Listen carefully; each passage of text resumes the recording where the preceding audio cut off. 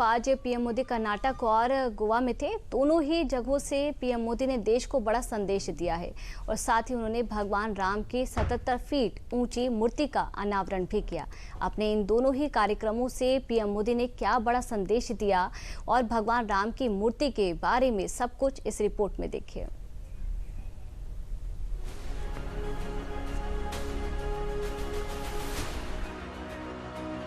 ये दो तस्वीरें न केवल एक धार्मिक समागम का तस्दीक है, बल्कि भारतीय संस्कृति और आध्यात्मिक एकता की एक विशाल अभिव्यक्ति है।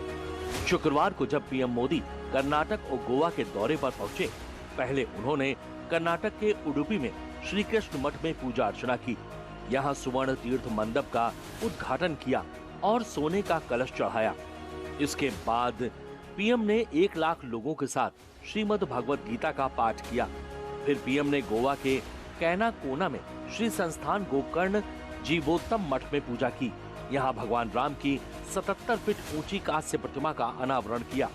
लेकिन इससे पहले पीएम मोदी ने कर्नाटक से रामचरितमानस का सार दिया। रामचरितमानस में लिखा है, कलिजुग केवल हरिगुण गाहा, गावत नर पावही भवथाहा। अर्थात कलयुग में केवल भगवत नाम और लीला का कीर्तन ही परम साधन है। उसके गायन कीर्तन से भव सागर से मुक्ति हो जाती है। हमारे समाज में मंत्रों का, गीता के श्लोकों का पाठ तो शताब्दियों से हो रहा है, पर जब 1 लाख कंठ एक स्वर में इन श्लोकों का ऐसा उच्चारण करते हैं, जब इतने सारे लोग गीता जैसे पुण्य ग्रंथ का पाठ करते हैं,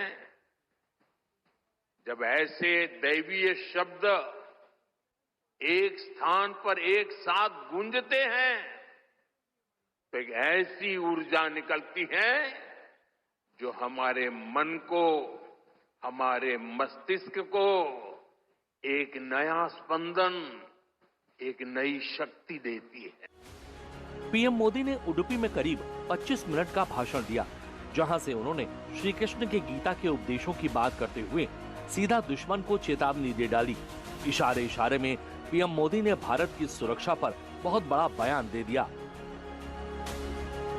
श्री कृष्ण ने गीता का संदेश युद्ध की भूमि पर दिया था और भगवत गीता हमें ये सिखाती है कि शांति और सत्य की स्थापना के लिए अत्याचारियों का अंत भी आवश्यक है। सुरक्षा नीति का मूल भाव यही है।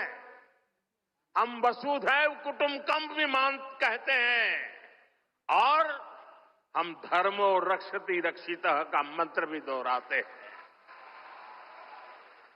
हम लाल किले से श्री कृष्ण की करुणा का संदेश भी देते हैं और उसी प्राचीर से मिशन सुदर्शन चक्र की उद्घोषणा भी करते हैं।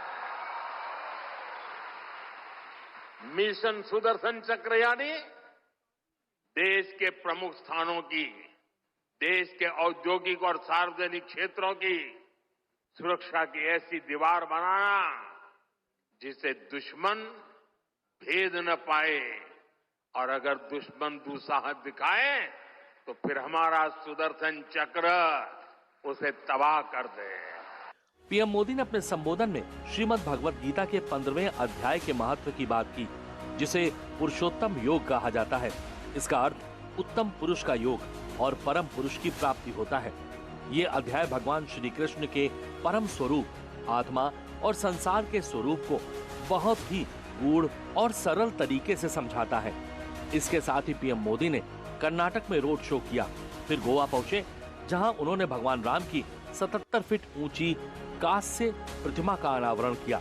ये कार्यक्रम श्री संस्थान गोकर्ण पर्तगाली जीवोत्तम मठ की 550वीं वर्षगांठ के उपलक्ष्य में सार्ध पंचशत मनोत्सव के दौरान हुआ। इसी दौरान उन्होंने रामायण थीम पार्क गार्डन का भी उद्घाटन किया।